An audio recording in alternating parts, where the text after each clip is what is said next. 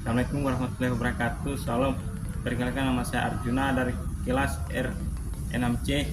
Saya di sini akan mempresentasikan hasil kerja tugas saya, yaitu analisis dan upaya penyelesaian konflik antara warga negara perbatasan Timur Tengah Utara Indonesia dan warga distrik Eocusi Timur Leste pada tahun 2012 sampai 2013. Penyelesaian konflik antara warga negara perbatasan Kabupaten Timur Tengah Utara Indonesia dengan warga distrik Eocusi Timur Leste terjadi lagi pada tahun 2012 dan 2013 dan mengancam keamanan nasional. Jenis konflik antara warga ini menarik karena tidak terjadi di kawasan perbatasan darat Indonesia lainnya, baik di Pulau Kalimantan maupun Papua. Fokus penelitian terdiri atas dua pertanyaan, yaitu bagaimana analisis terhadap konflik antara warga tersebut dan bagaimana upaya penyelesaian konflik yang sudah dilakukan dengan menggunakan metode kuantitatif yang deskriptif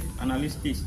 Penelitian ini merupakan bahwa isu sebelum selesainya delimitasi dan rendahnya tingkat kesejahteraan menjadi faktor struktur penyebab konflik, di mana aktor yang bermain pun tidak hanya dilibatkan unsur pemerintah dan aparat militer, tetapi juga masyarakat sipil dalam menyelesaikan konflik. Upaya pemeliharaan perdamaian berupa penghentian kekerasan dan penciptaan perdamaian berupa negosiasi delimitasi perbatasan sudah dilakukan, sementara pembangunan perdamaian masih belum terlihat. Selain itu, sebagai kebijakan pengelolaan batas wilayah dan pembangunan kawasan perbatasan yang juga berpotensi berperan mencegah kembalinya pecahnya konflik.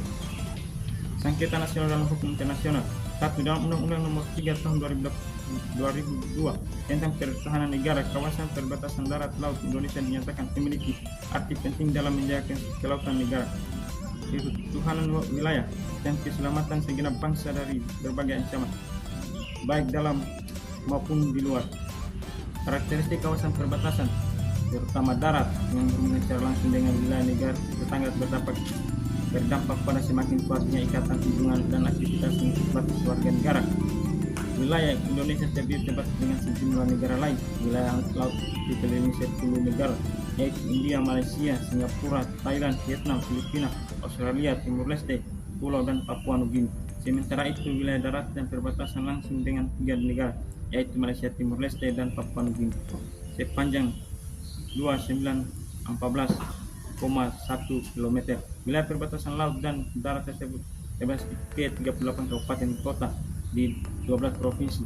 Panjangnya garis perbatasan dengan 10 negara tetangga ini satu sisi dapat menjadi potensi bagi kerjasama antara negara, tetapi di sisi lain dapat menjadi ancaman kedaulatan dan keamanan negara. Upaya penyelesaian. 1. Upaya lebih berupa sebagai kebijakan yang tidak secara sengaja ditujukan untuk penyelesaian konflik, tetapi turut mempengaruhi terutama sebagai upaya pencegahan agar konflik tidak berulang kembali. Upaya yang dilakukan pemerintah Indonesia melalui berbagai kebijakan yang dikoordinasikan oleh Badan Nasional Pengelolaan Perbatasan. 2. Pengelolaan wilayah perbatasan berdasarkan desain BNPB 2011 dan 2025 difokuskan dengan dalam 2 hal. Pertama, pada pengelolaan batas wilayah negara, fokus kebijakan berupa 1. Penetapan dan pengawasan serta pembangunan dan pemeliharaan batas. 2. Pengelolaan pertahanan dan keamanan hukum.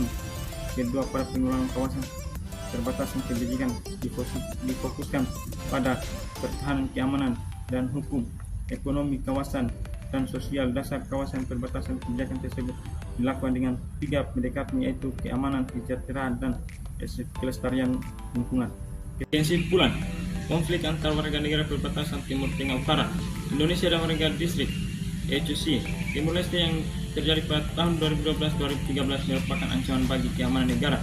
Konflik tersebut secara struktural disebabkan oleh masih belum selesainya delimitasi perbatasan kedua negara, sehingga menyisakan wilayah-wilayah yang masih bersengketa. Hal ini didukung dengan rendahnya tingkat kesejahteraan baik pendapatan maupun pendidikan, yang membuat warga perbatasan rentan terhadap konflik, terutama terkait perbatasan lahan perkebunan dan ternak sapi. Berbagai aktor pun terlibat, mulai dari pemerintah dan aparat militer kedua negara hingga menghentikan kekerasan dan diplomasi menyelesaikan sengketa batas telah dilakukan. Selain itu, kebijakan pengelolaan batas wilayah dan pembangunan kawasan perbatasan juga turut berperan dalam menyelesaikan akar-akar konflik. Namun demikian, hal yang perlu juga dilakukan adalah terlibatan unsur masyarakat dalam upaya menyelesaikan tersebut. Unsur masyarakat di sini penting karena menguasakan tanah di perbatasan, dekat erat dan adat istiadat yang selalu di sana. Di satu sisi pemerintah melakukan perundingan dengan 3 pemerintah, di sisi lain masyarakat adat di sana membuat kesepakatan terkait batas lahan dan aturan pengelolaan kebun mereka yang sangat mungkin hasilnya bertentangan dengan hasil yang disepakati pemerintah. Sekian dan terima kasih.